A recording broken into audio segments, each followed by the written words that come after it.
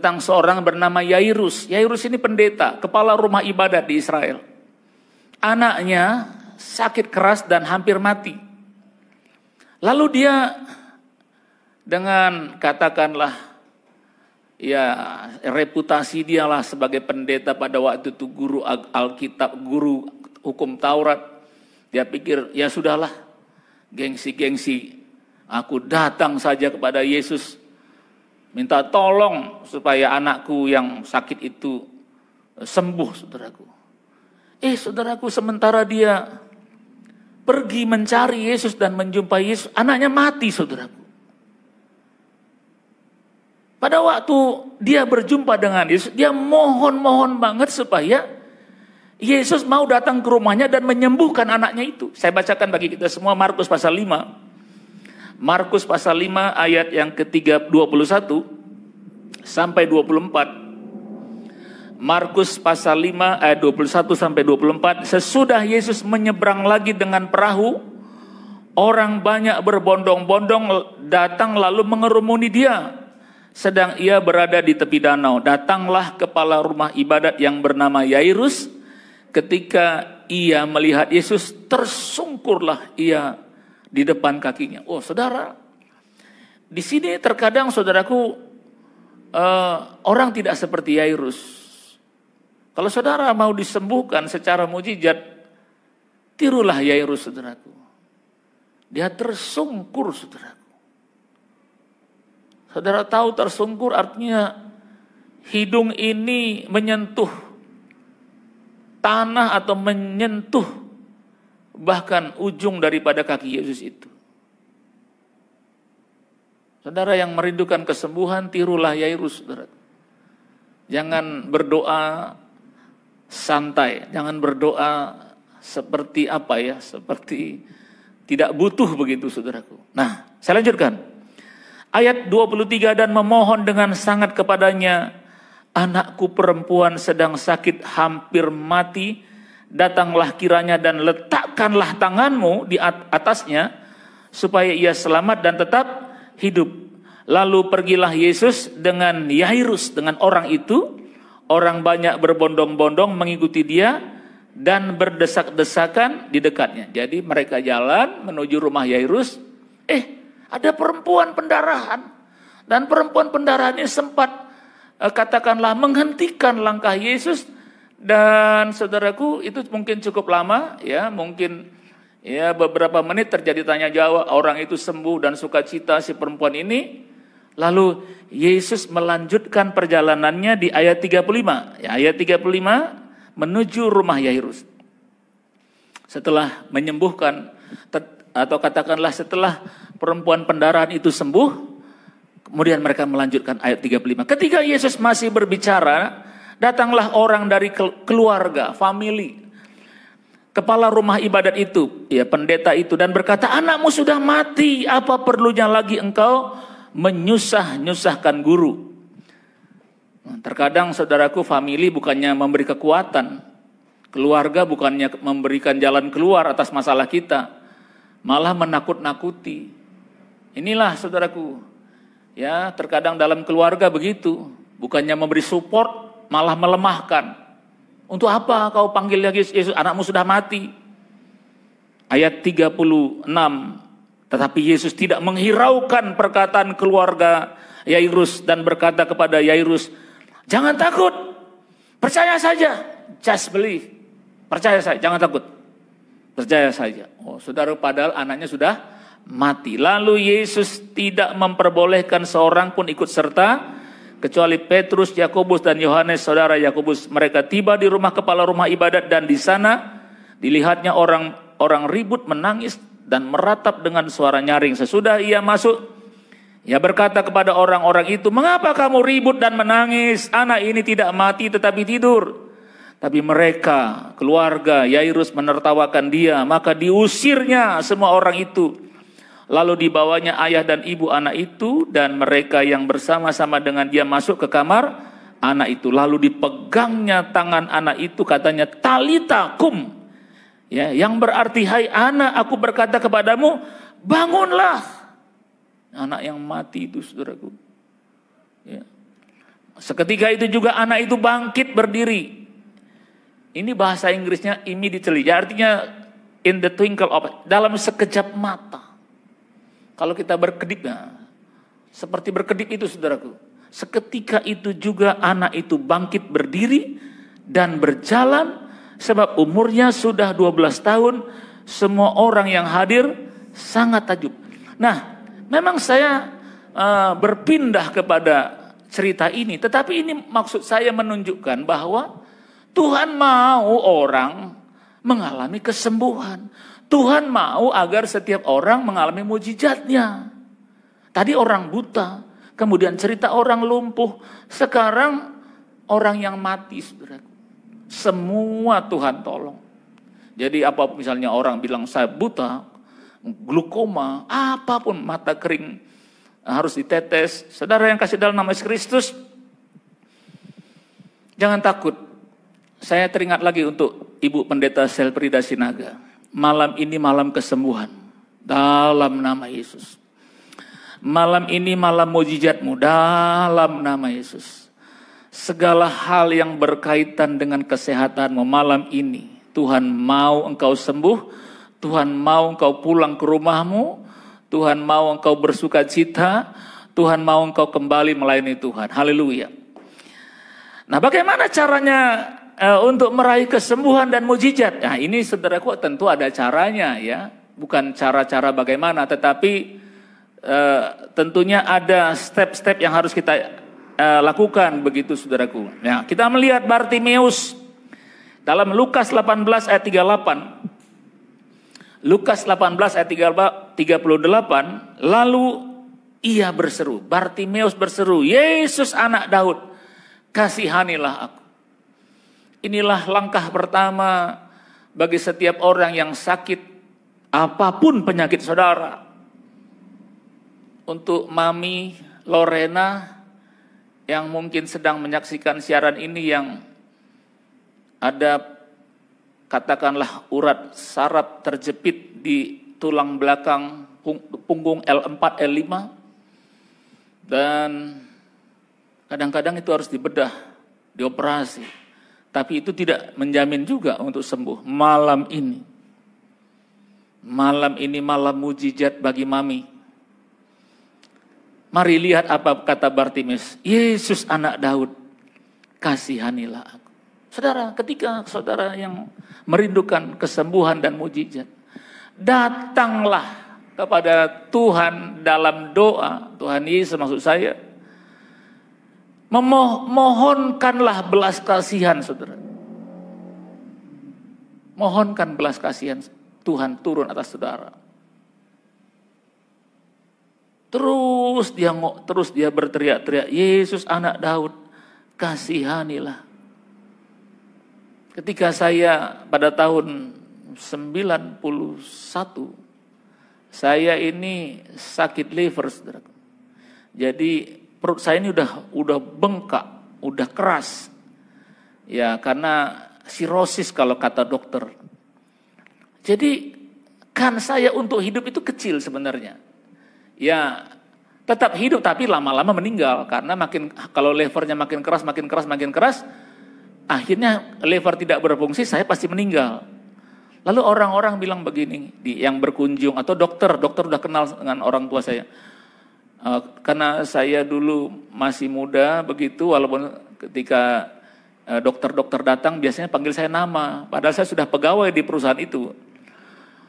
Aduh Erwin, bapakmu sakit lever, kamu sakit lever lagi. Saudara, maksudnya begini, bapakmu mati, kau pun gak lama lagi mati. Ya mungkin 5-6 tahun sejak itu atau 4 tahun saya pasti meninggal begitu.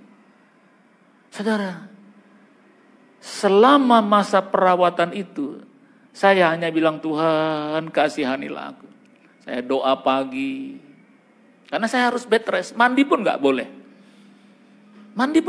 Hanya di waslap datang perawat seharusnya begitu melap-lap saja. Karena tingkat penyakit itu sudah tinggi, titernya namanya, istilahnya titernya. Kemudian, tapi saudaraku, saya curi-curi juga mandi saudaraku. Sebenarnya saya mandi itu untuk apa? Di kamar mandi saya bisa menangis, berdoa. Karena di sebelah ranjang saya itu, kami beda agama, saudaraku. Itulah yang membuat saya agak sedikit susah menghampiri Tuhan. Karena kamarnya cukup kecil, saudaraku. Jadi hanya berdua satu kamar. Nah, di kamar mandi saya bilang, Tuhan Yesus kasihanilah aku. Tuhan Yesus kasihanilah. Pagi berdoa, siang berdoa, malam berdoa. Hanya dalam tempo 5 hari mujizat terjadi. Dan dokter yang merawat saya nggak percaya. Dan saya diminta ambil darah sekali lagi untuk pemeriksaan terhadap liver itu. Dan seminggu kemudian saya dinyatakan negatif terhadap penyakit liver itu. Saudara, saya rasakan penyakit itu. Saya demam, perut saya keras. Saya kepingin muntah, itu semua simptomnya jelas. Tapi setelah 5 hari, hanya 5 hari. Dokternya berkata begini, nanti setiap 7 tahun periksa lagi. Saudaraku, sudah berapa puluh tahun saudaraku, saya masih hidup. Itu sebabnya saya berhutang nyawa sama Tuhan. Dan mengambil keputusan untuk melayani Tuhan. Jadi, miliki iman. Seperti Bartimeus, ya. Seperti Bartimeus bilang, Tuhan, sembuhkan aku Tuhan, berdoalah setiap saat. Dalam Lukas 18 ayat 1 ada sebuah perumpamaan dari Tuhan Yesus. Bagaimana Yesus mengatakan satu perumpamaan kepada mereka untuk menegaskan bahwa mereka harus selalu berdoa dengan tidak jemu-jemu. Terkadang saudaraku, waktu kita mulai berdoa, penyakit kita tambah parah. Ketika kita berdoa bukannya tambah sembuh, terkadang terasa sakit, lebih sakit dari sebelum kita berdoa, saudaraku. Dan di sanalah perjuangan kita. Masihkah kita tetap percaya kepada Tuhan atau tidak? Nah, saudara, jadi seperti Bartimeus, ya. Katakan dalam doa saudara, Tuhan, aku mau sembuh, aku mau panjang umur, aku mau bertobat sungguh-sungguh. Kadang orang pengen sembuhnya aja, saudaraku. Tobatnya nggak mau. Disitulah doa itu tidak dijawab-jawab, saudaraku. Sebab Tuhan mau kita masuk surga, bukan hanya sekedar sembuh. Di dunia ini kan terbatas umur kita. Kita paling kalau produktif itu umur 60 udah ke atas, udah nggak produktif lagi, saudaraku. Ya, umur 70 tahun itu sudah pensiun rata-rata. Kemudian mati. Hidup ini kan siklusnya lahir, besar, dewasa. Kemudian tua. Sesudah tua apa? Kalau bukan mati, saudaraku. Pertanyaannya, kalau mati kemana? Tanpa Yesus saudara ke neraka. Hanya bersama dengan Yesus saudara masuk surga. Nah, oleh karena itu dalam doa saudara bilang, Tuhan, biarlah aku masuk surga. Biarlah aku bertobat. Biarlah aku melayani Engkau. Bertobatlah. Bagi saudara yang masih merokok, bertobat. Apalagi saudara sedang menyaksikan siaran ini sambil merokok. Wah, sia-sia, saudaraku. Ya, jangan sampai ada yang sedang menyaksikan siaran ibadah online ini sambil merokok, saudaraku. Kalau minum kopi bolehlah, saudaraku. Nah, saya lanjutkan, saudaraku. Ya. Dalam Yesaya 43 ayat 25 sampai 26. Yesaya 43 ayat 25 sampai 26. Akulah Tuhan, akulah Dia yang menghapus dosa pemberontakanmu oleh karena aku sendiri, dan aku tidak mengingat-ingat dosamu. Oh, saudaraku, inilah Tuhan Yesus. Nubuatan tentang Yesus yang mengampuni dosa kita dan tidak mengingat-ingat dosa kita lagi. Kemudian sesudah kita diampuni, dikatakan ingatkanlah aku. Bukannya Tuhan pelupa, saudaraku, bukan.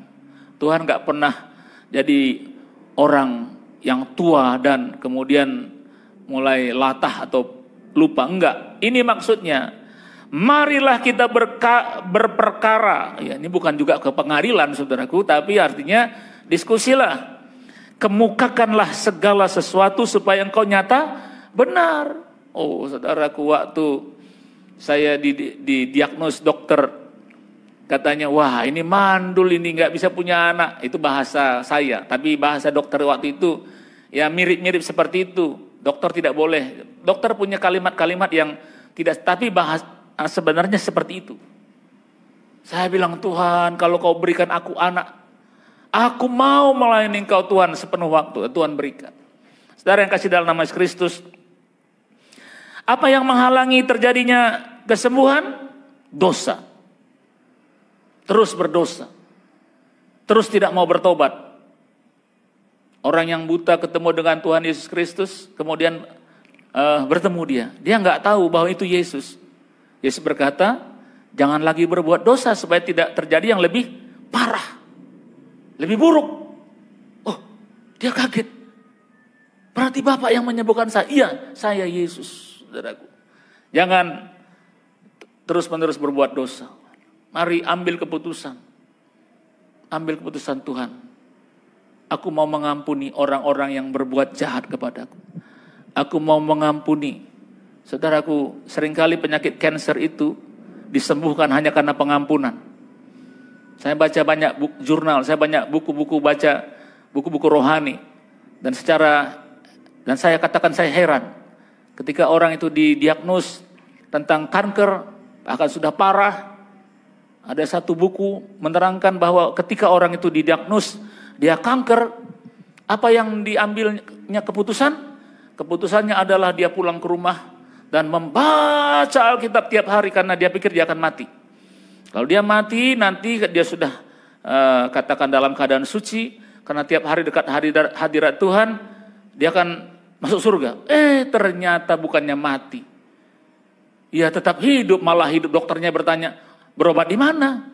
Saya nggak berobat kemana-mana, dok. Saya hanya baca Alkitab tiap hari. Ternyata saudaraku, membaca Alkitab tiap hari menghancurkan sel-sel kanker itu. Saudara yang kasih dalam nama Kristus. Kemudian saudaraku, apa yang menghalangi kesembuhan dan mujizat? Tidak punya iman, berkata kalah. Kalau begini aku pasti mati. Jangan ada kata-kata begitu.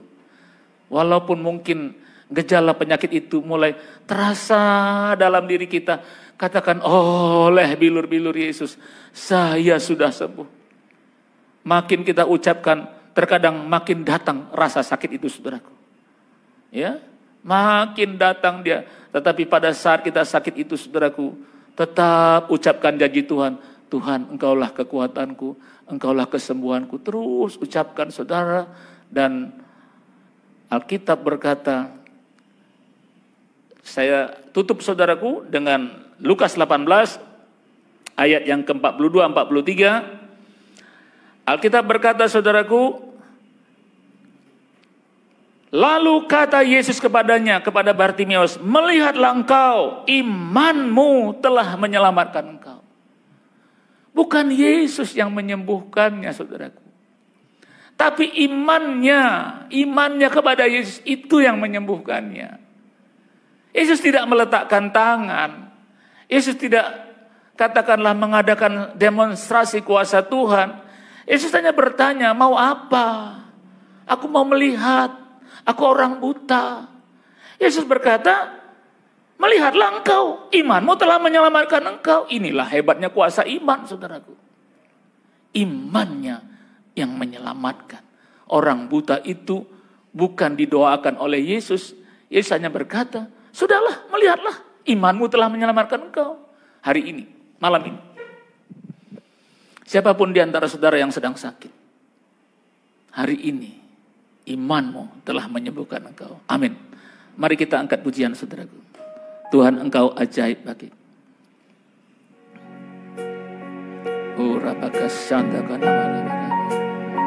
Oh Yesus. Haleluya, haleluya. Oh Tuhan Yesus. Tuhan, engkau ajaib bagiku. Tak ada yang tak mungkin bagimu. Kau yang telah berfirman dan semuanya jadi. Tuhan, engkau ajaib bagiku. Sungguh ku percaya percaya tiada yang mustahil, mujizat masih ada dalam hidupku. Sembuhkan sakitku, pulihkan jiwaku, mujizat masih ada bagiku. Percaya tiada yang mustahil, mujizat masih ada dalam hidupku. Sembuhkan sakitku, pulihkan jiwaku, mujizat masih ada bagiku. Mujizat masih ada bagiku. Mujizat masih ada bagiku. Dialah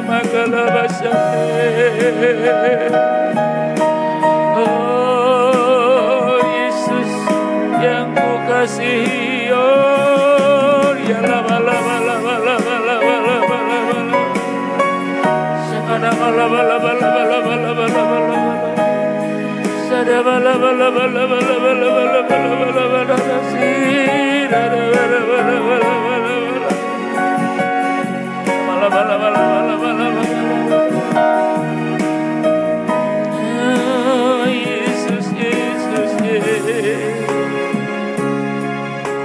Saudaraku yang sedang menyaksikan siaran ibadah online pada malam ini, ibadah kesembuhan. Mari saudaraku, letakkan tangan saudara, boleh kanan, boleh kiri, di anggota tubuh saudara yang sakit, di kepala, di mata, di leher, di jantung, di paru, di ginjal, di perut, di mana saja penyakit itu ada, tumor. Letakkan tangan saudara pada tumor saudara, pada ginjal saudara, pada punggung saudara.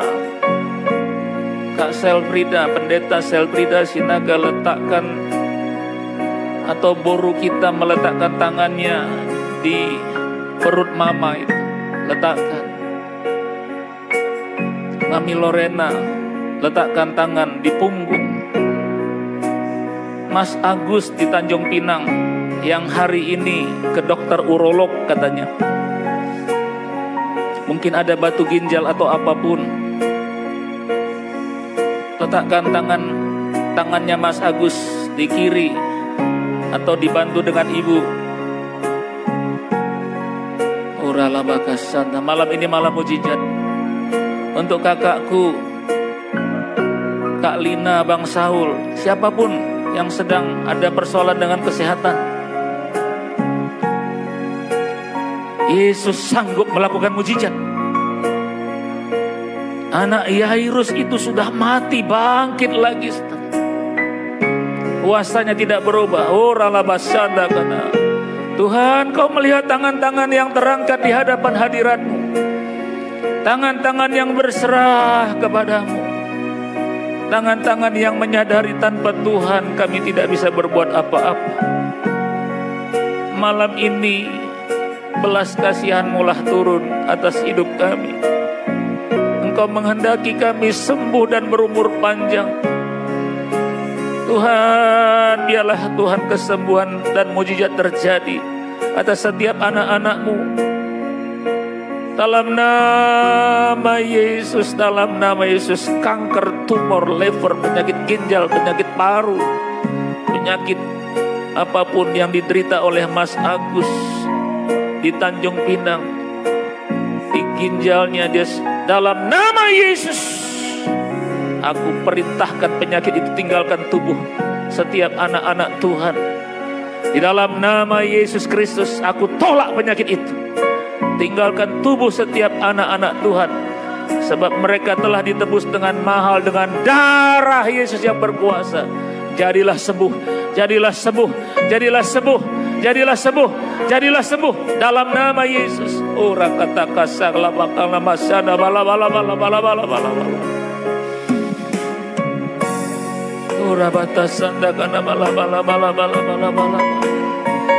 Yesus, Yesus, Yesus. Yesus, Yesus, Yesus. Terimalah kesembuhanmu saudaraku. Oh rabatasan dakana bala bala bala bala bala bala bala. Apapun penyakitmu, terimalah kesembuhan. Setiap pasangan keluarga yang belum dikarunia keturunan, malam ini malam kesembuhan, malam mujizat bagimu. Tahun depan kau akan mengendong seorang anak laki-laki dalam nama Yesus.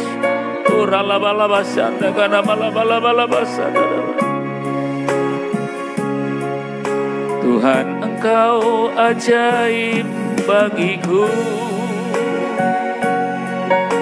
Tak ada yang tak mungkin bagimu.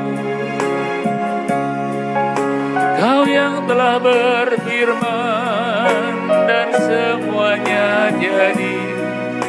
Tuhan, Engkau ajaib bagiku. Sungguh ku percaya